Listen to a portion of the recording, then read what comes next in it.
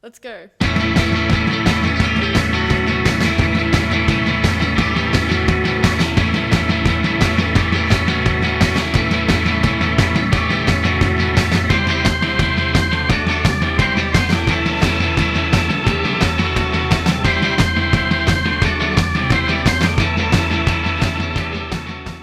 Fortitude Valley.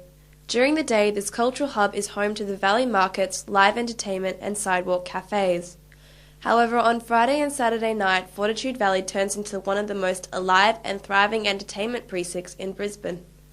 On a normal Friday night, the valley can attract over 20,000 patrons with its bright lights, pounding music and upbeat atmosphere. However, with alcohol comes consequences. Alcohol-related violence is at the highest it's ever been, with patrons being beaten up regularly on the streets. The government has decided that a 2 a.m. lockout and 4 a.m. close is the safest way to combat the rise of alcohol-related violence. We took to the streets of Brisbane to see what the public thought of these new lockout laws. Probably better off even extending it to 4 or 5 o'clock to keep them in the clubs, off the street, stop the violence.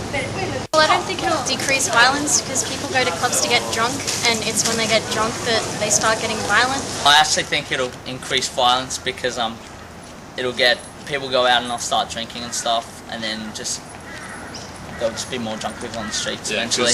If they know they have to be out by 2 a.m, then people will drink more. It's just going to put drunk people out into the streets, so with nothing to do. So yeah, I really don't think it's going to help the matter at all. The 2 a.m. lockout and 4 a.m. close has caused a stir not only among the public and nightclub patrons, but also security guards, bar staff and club owners. The federal government has admitted that the current lockout law of 3 a.m. with a 5 a.m. close did nothing to reduce the amount of alcohol-related violence.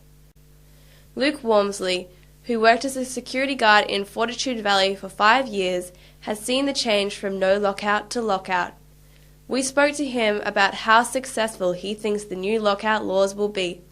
What are your views on the new 2 a.m. lockout, and do you think it will decrease violence? I think that changing the lockout from 3 a.m. to 2 a.m. is just going to be forcing people out onto the streets earlier. So you're going to have more people interacting at the same time. There's less control on the street than there is in the club. So it's really a sign of a government that's panicking because they don't know what to do about a problem. And you agree that the safest place for patrons is inside a club? Definitely, because in the club the patrons are viewed by security and also by the staff and by management, and you can control what happens in the club. You can't control what happens out on the street. Yeah. Now they've deemed that safe is 1 guard per 80 people. They wouldn't have 1 policeman per 80 people when out on the street. So it's definitely safer for them inside the club because you can control what goes on. Do you agree that the staggered leave of patrons is much safer than forcing them out into the street all at one time? I definitely think that. I think that the infrastructure we have in place with buses and cabs or taxis isn't enough to handle forcing everybody out on the street at 3 a.m, let alone 2 a.m. That's just going to make it worse. Yep. I think that people are just clasping at straws, trying to guess as to what they think might be right. It is evident that the lockout laws have little effect. A little more than 15 police trying to enforce the law on 20,000 drunk patrons, it's no wonder the amount of alcohol-related violence is on the rise. We spoke to Patrick, who also fell victim to alcohol-related violence while out on the town one night. We're here today with Patrick, a 21-year-old from Indooroopilly, who last year was glassed at a Toowong venue and suffered extensive injuries to his hands. How extensive were your injuries? Is that just the mark on your hand there? Yeah, it cut the hand open so you can see my knuckles.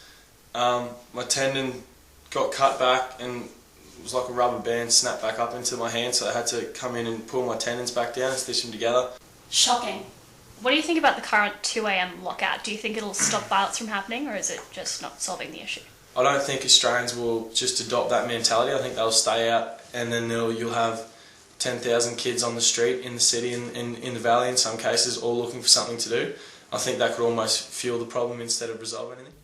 These new lockout laws are clearly not the answer to keeping Brisbane a safe place, and if the government wants to create a safe environment, they must look at other options.